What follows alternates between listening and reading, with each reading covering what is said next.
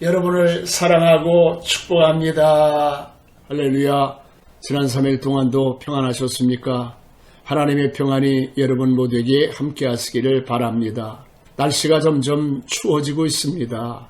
날씨가 추워지면 어릴 적 생각이 유달리 납니다. 어렸을 때 얼마나 날씨가 추웠던지 오른손을 호호 불고 추위에 몸을 바들바들 떨면서 보냈던 생각이 납니다. 지금 또다시 그런 추위가 온다고 하면 잘 견뎌낼 수 있을까 하는 생각을 해보게 됩니다. 세상에서 가장 추운 곳은 남극과 북극이라고 합니다. 북극의 온도는 영하 35도부터 40도 정도이고 남극의 온도는 영하 50도가 넘는다고 합니다.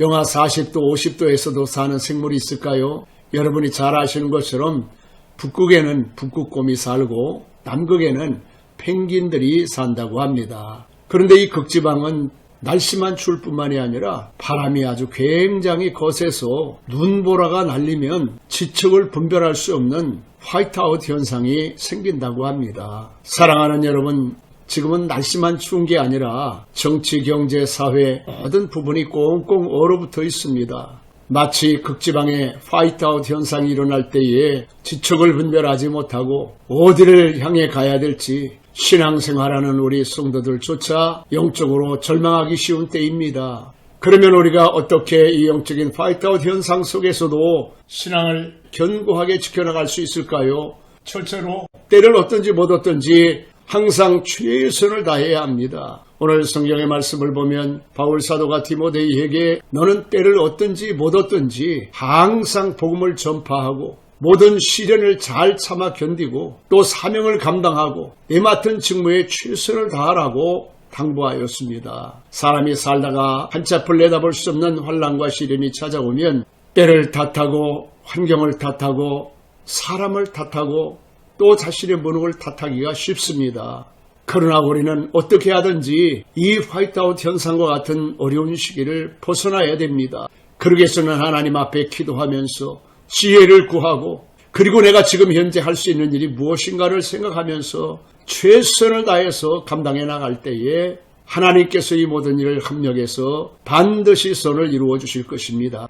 둘째로 어려울수록 우리는 기본을 잊지 말아야 됩니다. 바울 사도는 오늘 믿음의 아들 디모데가 하나님의 부르심을 받고 사역을 함에 있어서 견디기 어려운 여러 가지 환난과 핍박이 있었지만 내가 목회할 때도 이와 같은 일이 있었다. 선한 싸움을 싸워왔고 달려갈 길을 달려왔고 믿음을 지켜놓으라고 이야기하면서 이 영적인 싸움을 싸워나가야 되고 목표를 향해 달리는 마라톤 선수처럼 너도 이 하나님의 말씀을 가지고 달려야 되고 그리고 이 세상에서 그 무엇과도 바꿀 수 없는 믿음을 잘 지켜나가야 된다고 말씀하고 있습니다.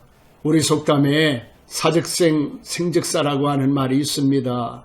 이순신 장군이 왜구를 물리치는 전쟁에 임하는 마음의 자세를 담은 이야기입니다. 에스더도 하나님 앞에 나갈 때 죽으면 죽으리라 하고 나갔을 때에 죽지 않고 사는 길이 열렸습니다. 그러므로 사랑하는 성도 여러분, 인생을 살아가면서 아무리 어렵고 힘든 일이 찾아온다 할지라도 사즉생 생즉사의 마음을 가지고 죽으면 죽으리라 달려갔던 에스더처럼 선한 싸움 잘 싸우고 사명의 길을 잘 달려가고 믿음을 잘 지켜나가시기를 바랍니다. 마지막 세 번째로는 어떤 상황 속에서라도 면류관을 바라보는 삶을 살아야 됩니다. 디모데가 하나님의 말씀을 전할 때도 앞날을 장담하고 예측할 수 없는 영적인 화이트아웃 상태에 놓여 있었지만 바울 사도 역시 한치 앞을 예상할 수 없는 시간을 보낼 때가 많았습니다.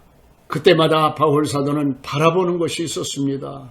믿는 것이 있었습니다. 그래서 오늘 하나님의 말씀에 보니까 주곧 의로우신 재판장이 그날에 내게 주실 것이며 내게만 아니라 주의 나타나심을 삼하는 모든 자에게 도니라 라고 말씀하고 있습니다. 바울 사도는 그러니까 시계 제로의 영적인 화이트아웃 상태에서 주곧 의로우신 재판장 앞에 서는 날을 바라보았습니다. 그날에 내게 면류관을 주실 분이 재판장이시라는 것입니다. 우리가 재판장하면 어떤 사람을 심판하는 사람으로 생각을 하지만 그러나 심판하는 일은 죄인에게 하는 일입니다. 죄를 벗겨주는 일을 하는 것이 재판장입니다. 괴로웠던 일들을 해결해주고 또 그에 대한 넉넉한 보상을 판결해주는 것이 재판장의 역할이기도 합니다.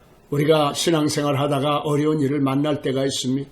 억울한 일을 만날 때가 있습니다. 그러나 그것이 끝이 아닙니다. 우리에게는 의로우신 재판장이신 하나님이 계십니다. 그 하나님 앞에 불의한 재판관에게 매달린 과부처럼 하나님 앞에 기도하고 하나님께 맡기고 나가면 하나님이 다 해결해 주시고 생명의 면류관을 씌워 주실 것입니다. 사랑하는 성도 여러분, 코로나 바이러스 팬데믹으로 인해 우리의 삶이 시계 제로의 상태에 놓여 있습니다. 내일 일을 장담할 수 없는 처지에 놓여 있습니다.